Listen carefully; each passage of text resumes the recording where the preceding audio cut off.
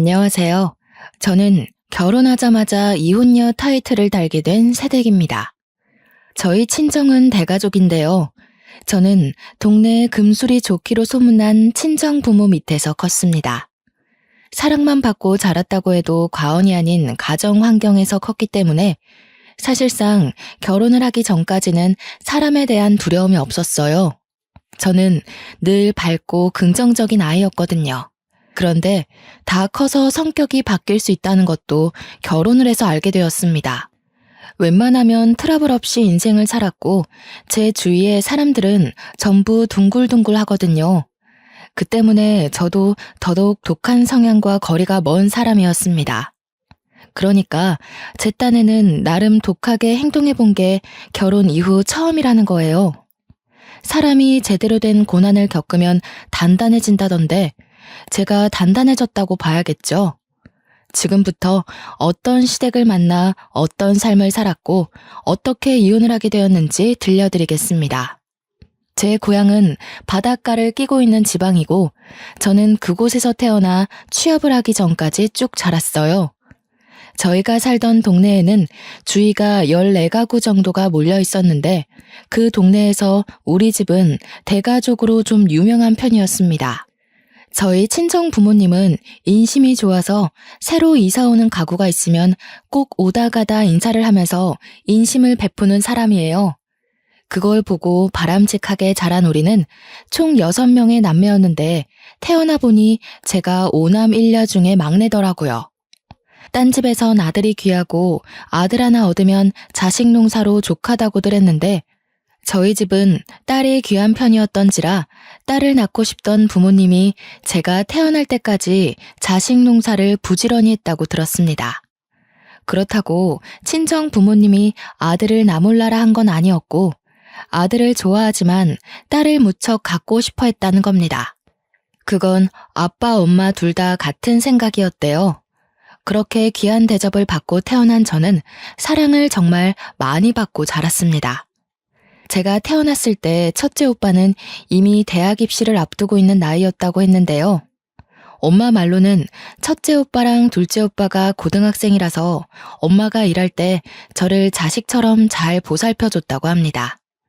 5명의 오빠들도 아들만 득실거리는 집안에 여동생이 나오니까 무척 조심스러웠대요.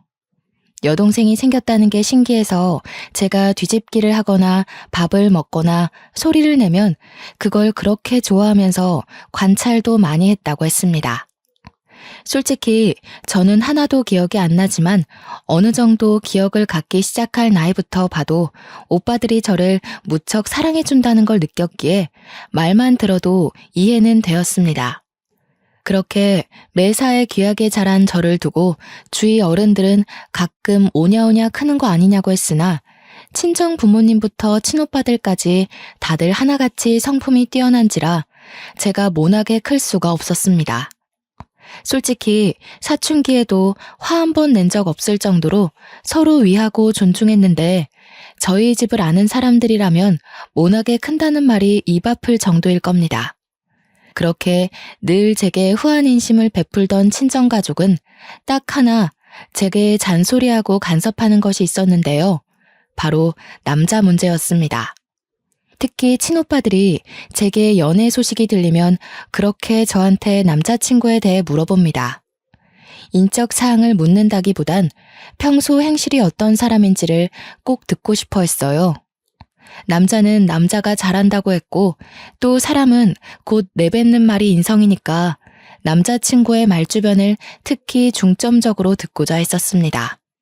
그런 환경에서 제가 결혼 소식을 알렸을 땐 집에서 난리가 났습니다.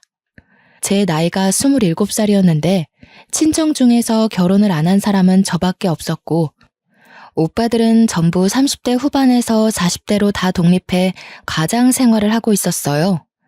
저만 부모님 집에서 통근을 하며 지냈기에 부모님한테 먼저 결혼 사실을 고백했더니 부모님이 친오빠들을 전부 호출한 거 아니겠습니까?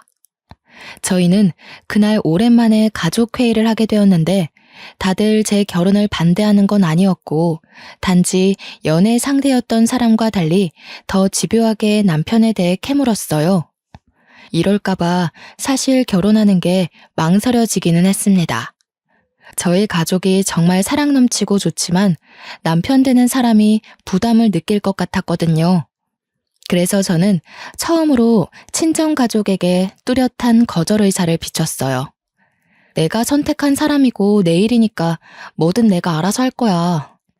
나는 남자친구가 우리 가족 때문에 부담 느껴서 결혼 고민하는 거 싫어. 그러니까 나중에 결혼 인사를 하게 되면 뭐든 남편을 향한 무서운 눈초리를 자중해달라고 부탁했습니다. 친정가족은 제 의사를 참 잘 존중해 주었어요. 그거 하나는 사실 자부할 만큼 당연했던 건데 순간 결혼에 대한 얘기를 하다 보니 저도 모르게 가족의 반대가 따를까봐 긴장했었네요. 저의 입장과 상대 배우자의 입장을 고려해 상견례를 한다면 친오빠들 다 갈 건 아니고 둘째 오빠까지만 참석을 한다고도 합의를 봐줬습니다.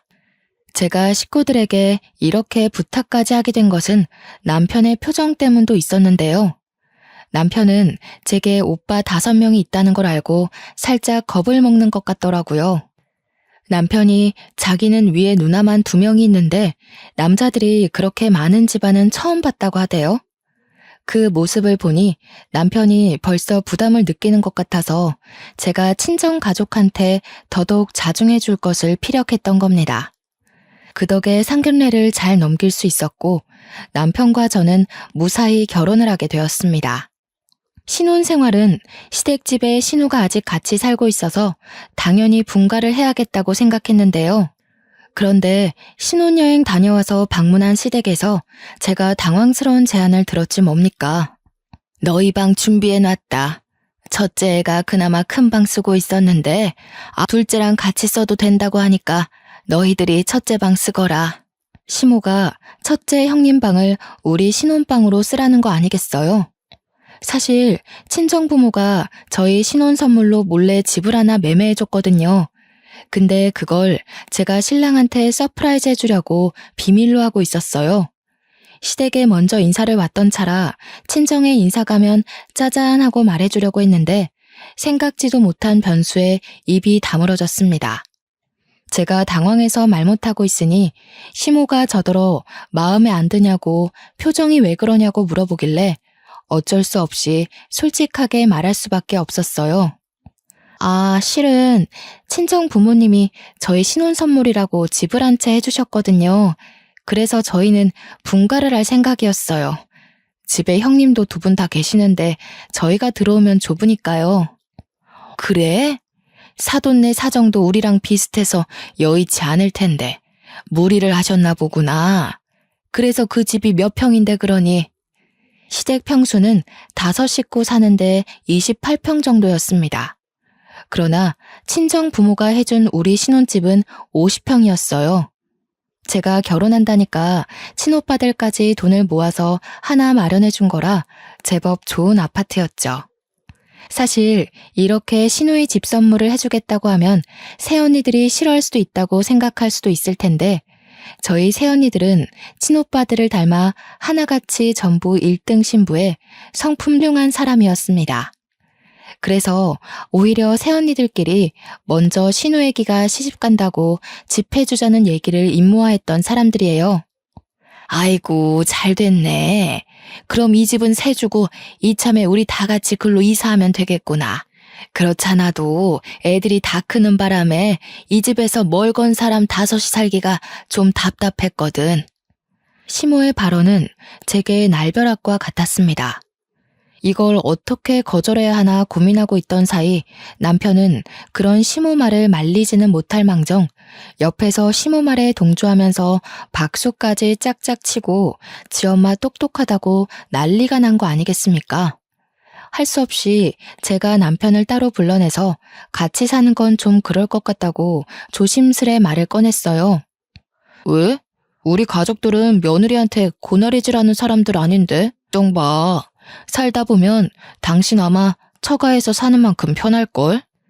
남편은 자기 식구들을 너무 믿고 있었고 제게도 틀림없이 귀한 대우 해줄 거라 자신하고 있었습니다.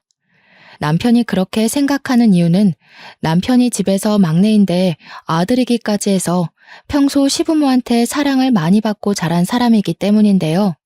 저는 시부모 마주한 것이 상견례 말고는 스쳐가듯 본 게 다인 채로 결혼을 했다 보니까 막내 아들을 향한 시부모의 애정이 얼마나 깊은지는 모르고 결혼했어요.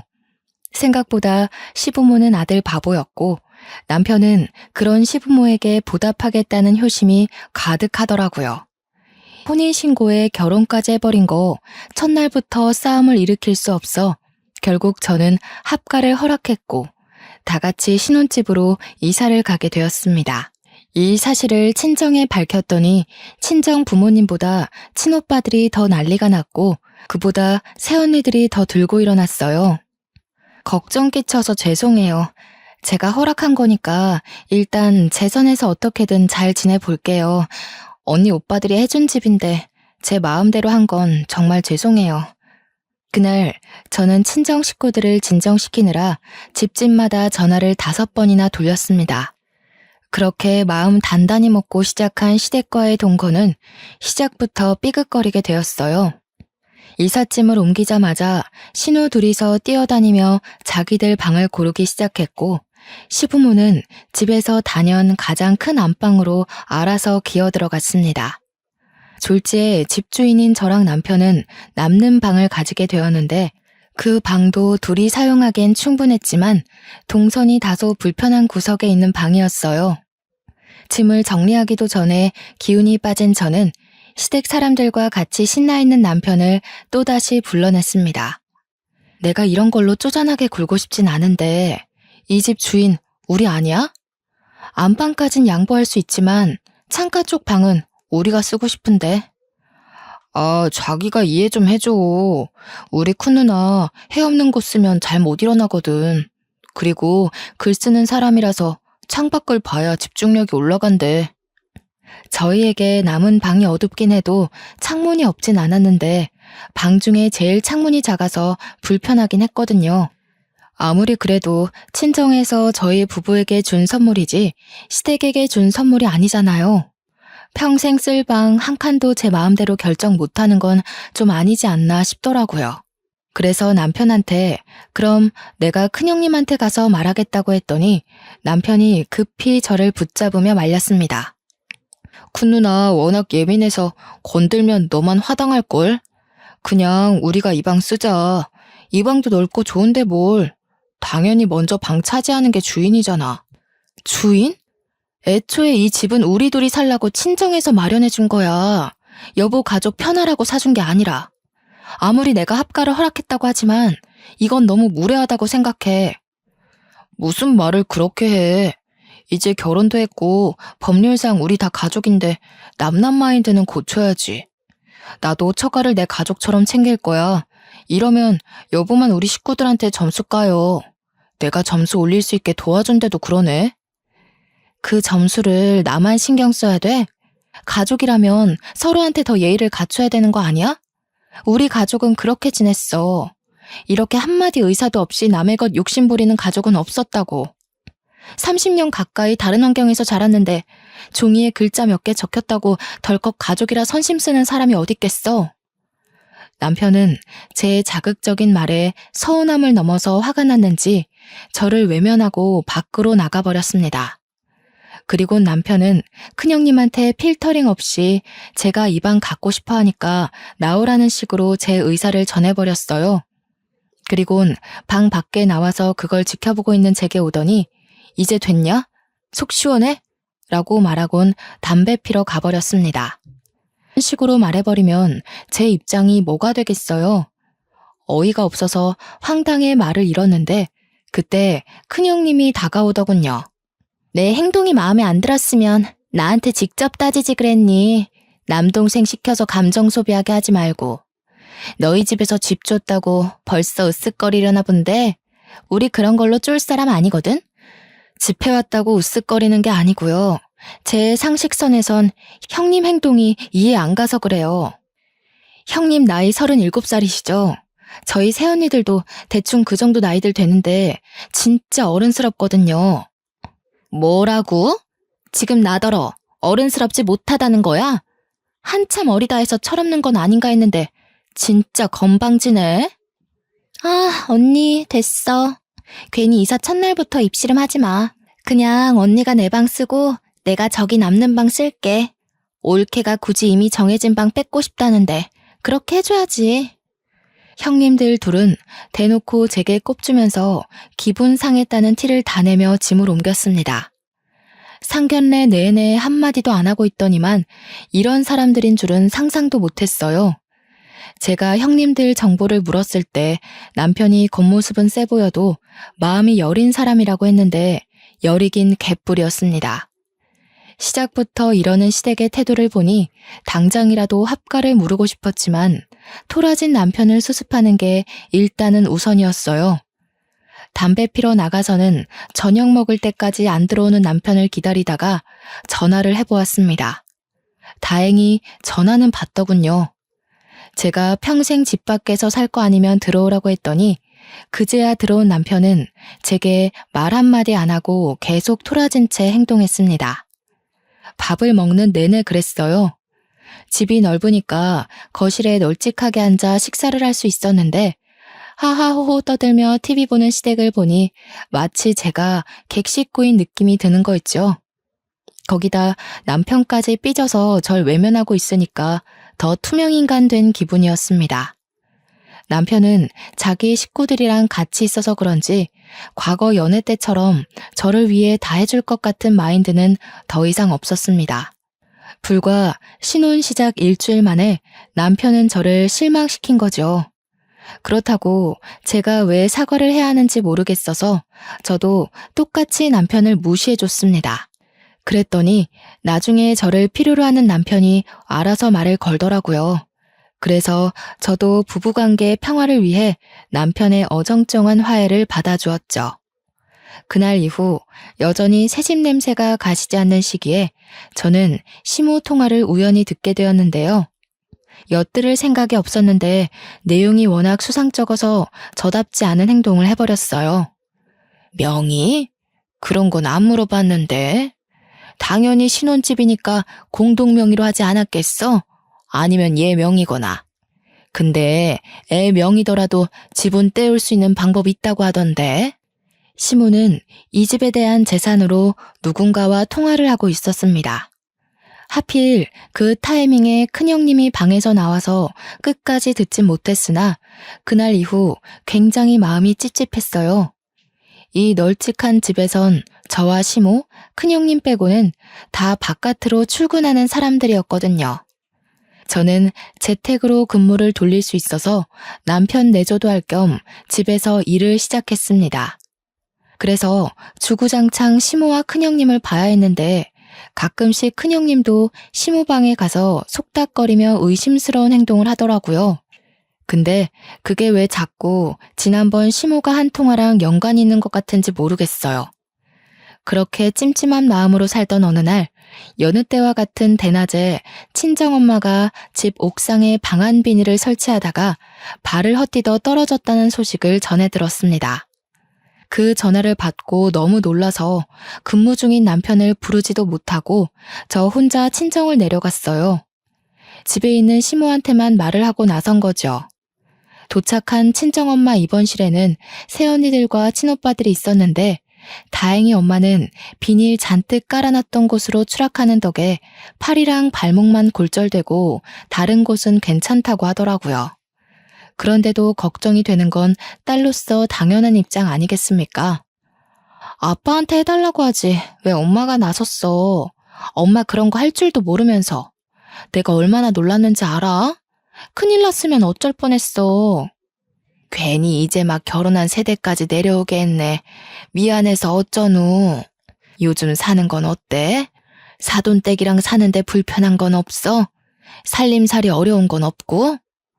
엄마는 오히려 절 걱정하면서 살림 서툴러 시모한테 혼 안 나냐고 농담조로 물어보았습니다. 그 때문에 어느새 이야기의 화제는 제 쪽으로 몰렸고 새언니들도 저의 결혼 생활을 궁금해했어요.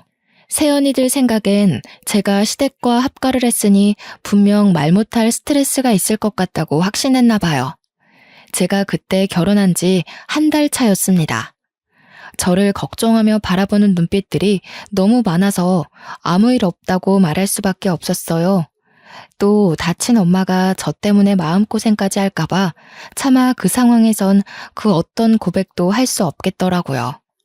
새언니들은 제 입장을 이해하는 건지 제가 떠나기 전에 몰래 저한테 용돈을 찔러주면서 힘든 일 있으면 언제든지 연락하라고 했어요. 언니들이 달려오겠다고요. 그날 그래도 친정 식구 만나는 덕에 든든한 힘을 얻고 귀가를 할 수 있었습니다. 그러나 여기서 뜻밖의 문제가 발생할 줄은 몰랐는데요. 저는 분명 시모한테 친정 가서 자고 올 거라는 말을 한 적이 없거든요. 그런데 밤늦게 집에 도착을 했더니 우리 동 아파트 입구가 시끄럽더라고요. 가까이 가봤더니 낯익은 얼굴들이 보였고 시모가 웬 낯선 아가씨 손을 잡고 있는 걸 발견했습니다. 심지어 남편도 그 여자 앞에서 얼굴을 붉히며 늘 감사하다고 고개를 숙이고 있었어요. 남편 얼굴이 붉어진 건 불빛이 밝아서 잘 보일 수밖에 없었죠. 저는 그걸 바로 아는 체 하지 않고 몰래 다가가서 무슨 상황인지 확인을 해봤습니다. 아유, 우리가 더 고맙죠. 변호사님이 발벗고 나서서 저희를 도와주시는데 어떻게 대접을 안 했겠습니까? 식사가 입에 맞았는지 모르겠네. 너무 맛있었어요, 어머님. 제가 아직 해드린 것도 없는데 이렇게 대접을 받아도 되나 싶네요. 이런 부분도 나중에 사모님 알게 되시면 문제될 수 있거든요. 변호사? 분명 처음 보는 저 아가씨는 변호사라고 했습니다. 시모가 변호사 만날 일이 뭐 있겠나 싶더라고요. 그때 그와 동시에 잠깐 잊고 있었던 지난날 시모의 의문스럽던 통화가 떠올랐어요. 저의 의문은 그들의 계속되는 통화에서 대충 감이 잡히기 시작했는데요. 시모는 신혼집 명의에 대해 계속 조사를 하고 있던 중이었고 집이 제 명의로 되어 있다면 얼마나 재산 분할이 가능한지, 혹시 재산 분할을 위해 어느 정도의 기간이 필요한지 등등을 묻고 있었습니다. 변호사는 어디서 온 여자인지 똑부러지게 답을 잘하더라고요. 저 변호사 말을 들어보니까 시댁은 제 집 재산을 노리는 것 같았고 이대로 가만히 있으면 제가 바보같이 돈을 내주는 입장이 되는 거 있죠. 저 변호사가 아무리 똑부러진다고 한들 시모를 돕는 입장이다 보니 제게는 그저 모든 게 불의로만 보였어요. 저는 더는 듣지 못하고 시모 앞에 나타나 이게 무슨 말이냐고 묻고 따졌습니다. 시모뿐만 아니라 시댁 식구 다 소스라치게 놀라면서 당황했는데 그 상황에서 남편이 저를 데리고 허겁지겁 자리를 뜨더라고요. 뭐 하는 짓이야? 명의? 나 모르는 사이에 내 집 팔아서 뭐 하려고 했어? 우리 지금 신혼 아니야? 대체 다들 나 몰래 무슨 속셈인 거야? 속셈은 무슨 속셈? 엄마 개인적인 일이야. 괜한 오해하지 마.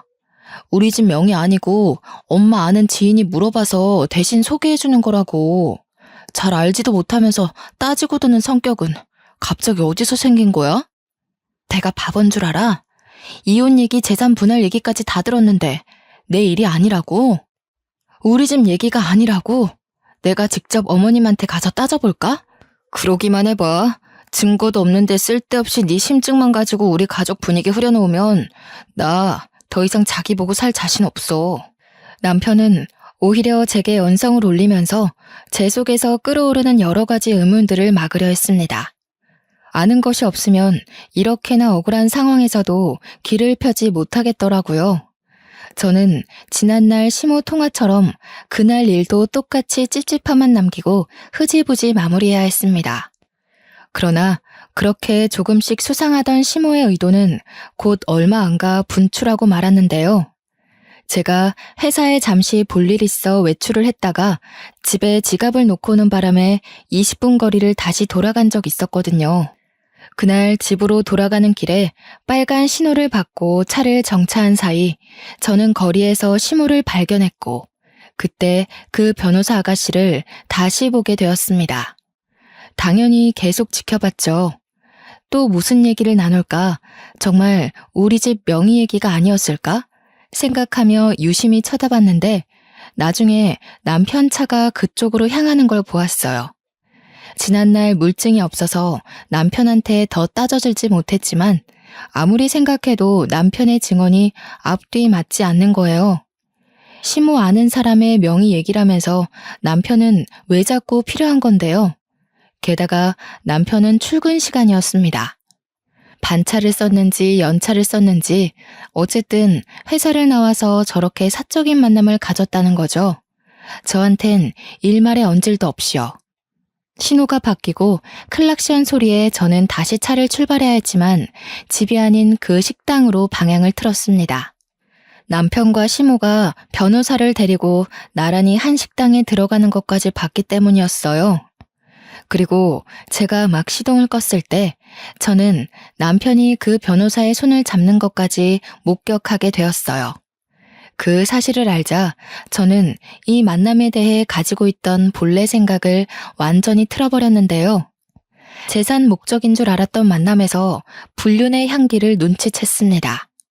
그래서 바로 휴대폰을 들고 가게로 들어갔죠.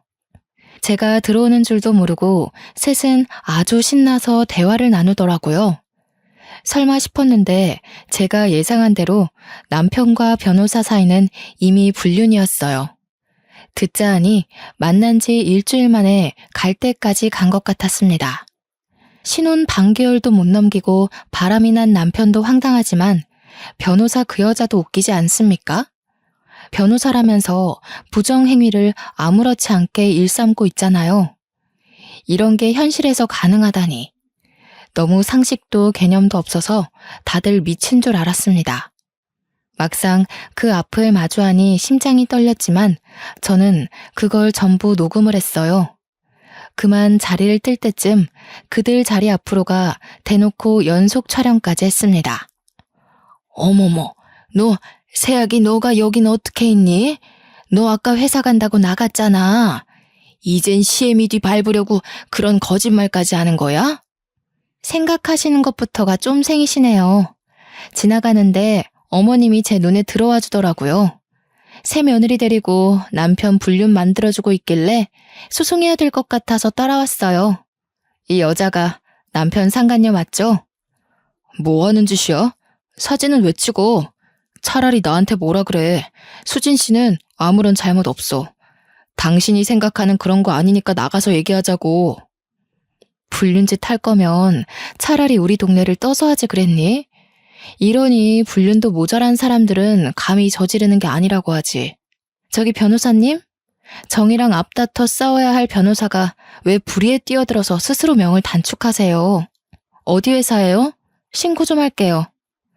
제가 상간녀한테 손을 내밀자 남편이 그 손을 탁 쳐내면서 벌떡 일어나 저를 상대하려 했습니다. 무섭게 쳐다보면서 눈빛으로 절 제압하려고 했는데요. 그 시선에 더 이상 저를 여자로 보는 마음이 안 담겨 있더라고요. 서럽기도 하고 화가 나서 저는 사장님한테 고래고래 소리 질렀습니다. 사장님, 여기 불륜 커플 있어요. 이 사람들 여기 옆에 아파트 주민이거든요. 장사하는데 더러운 기운 붙기 전에 얼른 쫓아내는 게 좋겠어요. 비싸고 이미지 좋은 식당이라서 당시 주위에 손님들이 많았는데 저희 때문에 곧 분위기 산만해졌습니다. 당황한 사장님은 찾아와서 시모한테 양해를 구하며 나가달라고 했어요. 제대로 식사도 못한 것 같은데 쫓겨나게 된 셈이었죠. 거기다 대고 저는 대놓고 비웃어준 뒤에 식당을 나와버렸습니다.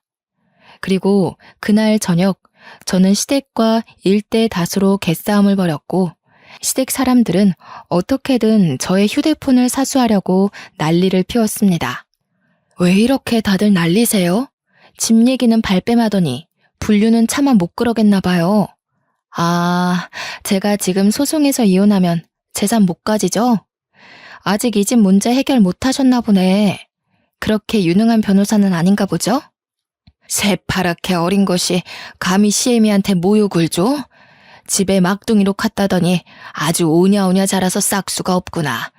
어디 어른을 그런 식으로 개망신을 줘? 집안에 막둥이로 큰 남편도 싹수가 없어서 불륜을 저지르는데 자식이 엉망으로 크면 부모된 도리로서 어머님이 정신 똑바로 차리셔야 되는 거 아니에요? 왜 자식더러 인생 망하라고 등 떠밀어요? 어머님 지금 어머님 얼굴에 똥칠한 거예요. 아세요? 제 말에 반박할 말이 없었는지 시모가 손을 올리더라고요.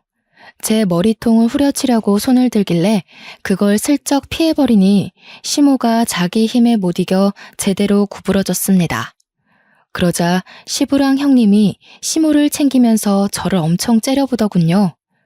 옆에서 남편은 저한테 따지면서 시부모한테 건방지게 굴지 말라고 호통을 쳤는데 그러면서 계속 휴대폰을 요구했습니다.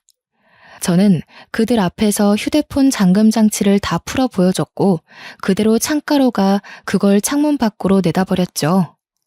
내 폰이 비싼 거라 동네 애들이 지나가다 주우면 지네 부모님한테 가져갈 거야. 그럼 어른들이 폰 주인 찾아주려고 폰을 열어볼 거고.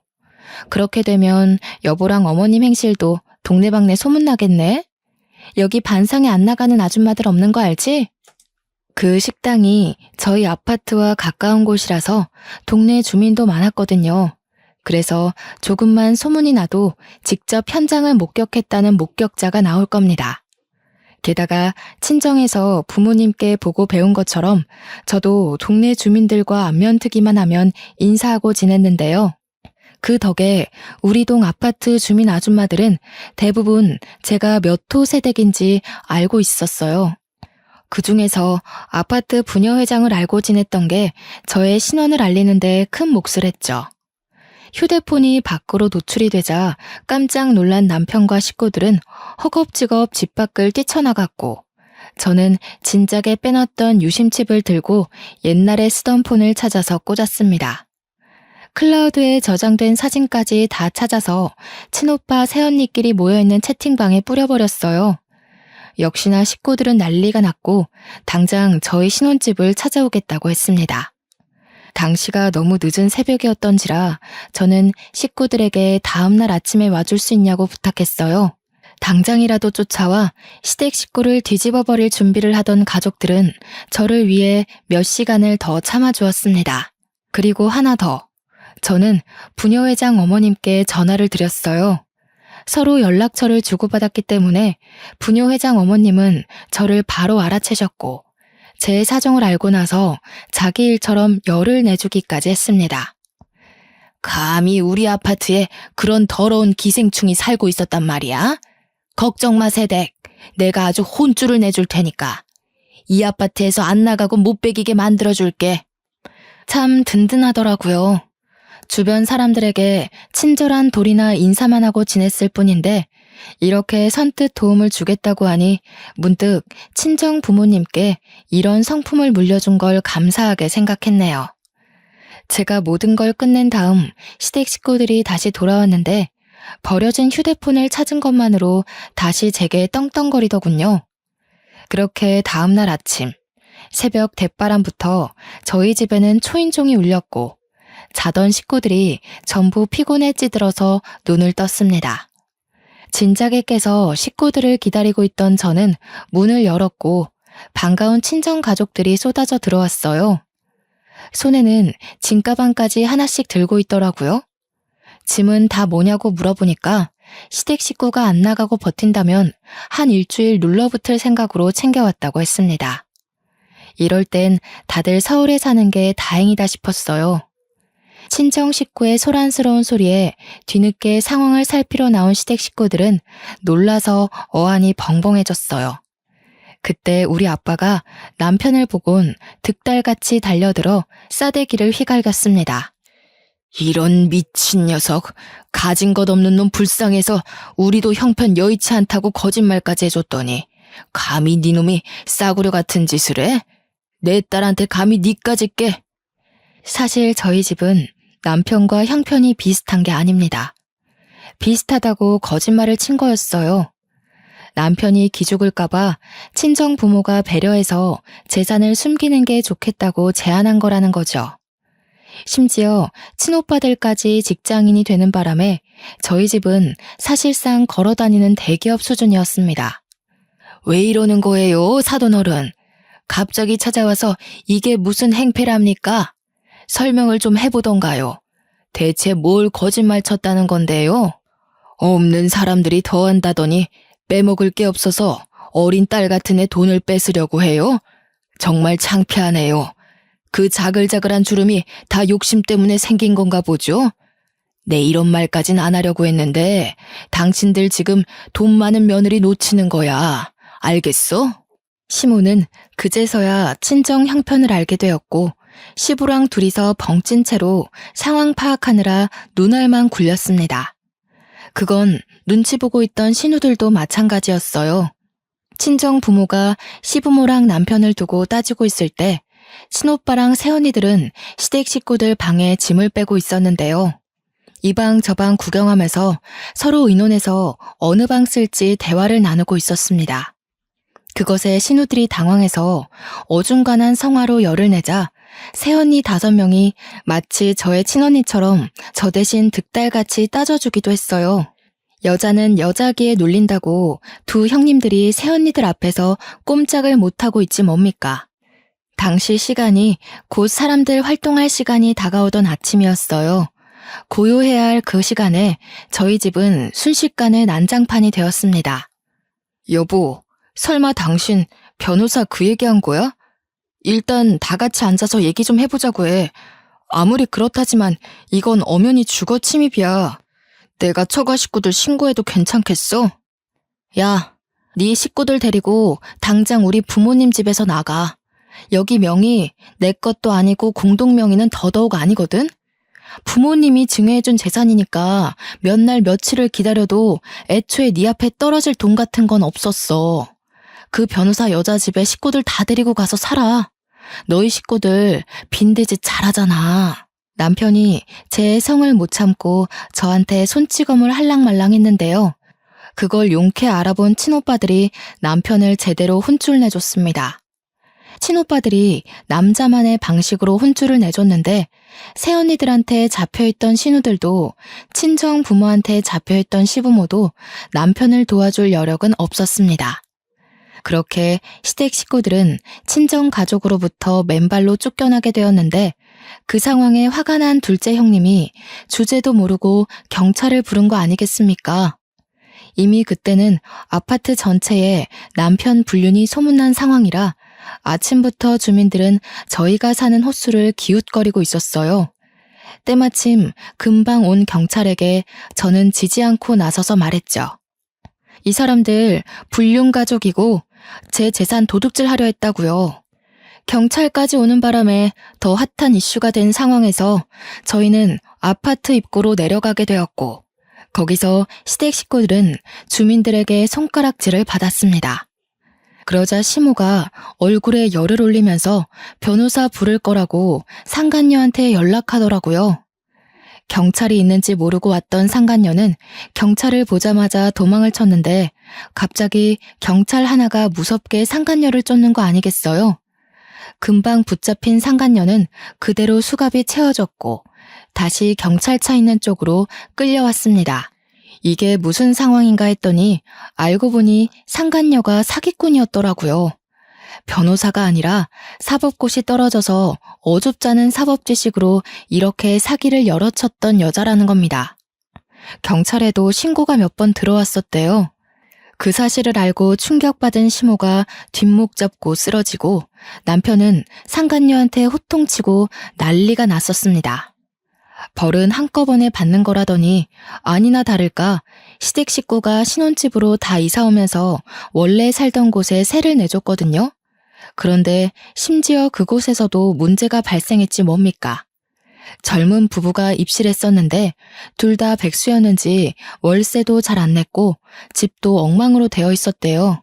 리모델링을 하지 않으면 사람이 못 살 정도로 아수라장이었다는 거죠. 졸지에 집도 없는 거지가 되었다는 사실을 자각한 남편과 시댁이 갑자기 제게 사죄를 하기 시작하더라고요. 자기야, 내가 대표해서 사과할게. 우리 식구들이 모자랐던 게 맞아.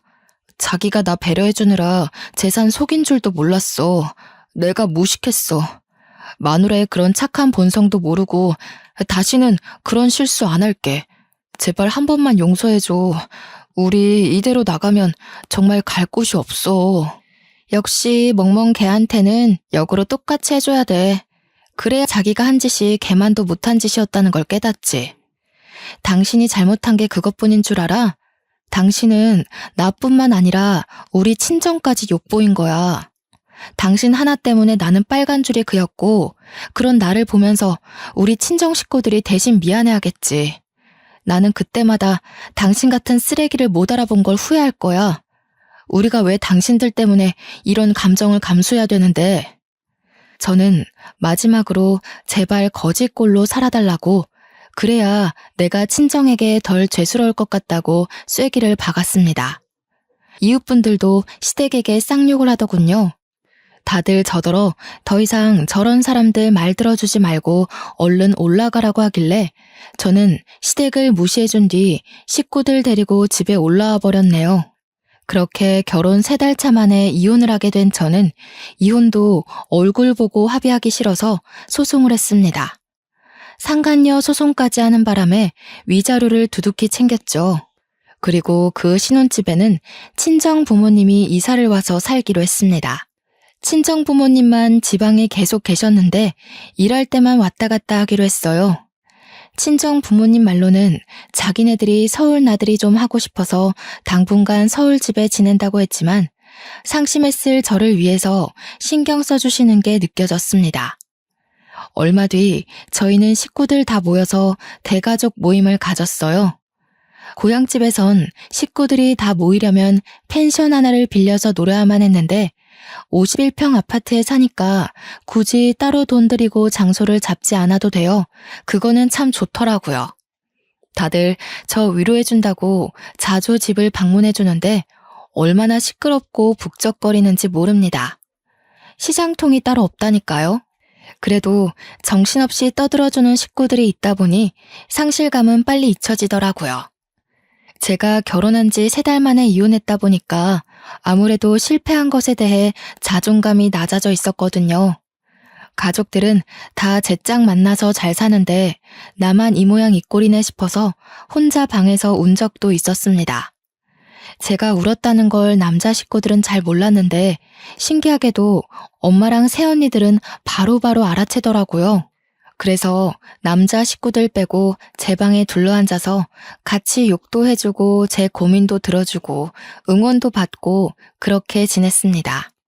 주위에 제 편이 많다 보니까 제가 하고 있는 걱정과 불안이 괜한 것이란 생각도 들었어요. 제게 중요한 사람은 헤어진 전 남편이 아니라 우리 친정 가족인데 그걸 잊었네요. 이혼하면 좌절해서 남자보다 못 지내는 여자들이 덜어 있다고 하던데 저는 절대 그쪽이 아니라서 다행이라고 봅니다. 행복하다고 하면 거짓말이겠지만 더 이상 슬프지 않은 건 사실이거든요. 앞으로는 결혼보다 더 소중한 저만의 미래를 위해 또 다른 성공의 길을 나아가 보려 합니다. 혹시 청취자분들 중 이혼한 분이 있다면 결혼이 다가 아니라는 말씀을 드리고 싶네요. 우리는 더불어 사는 사회에 속해 있지만 결국 뭐든 혼자 해내야 하는 거 아니겠습니까? 다들 다양한 길을 열어놓고 다양한 꿈을 꾸셨으면 좋겠습니다. 멀리서 응원할게요.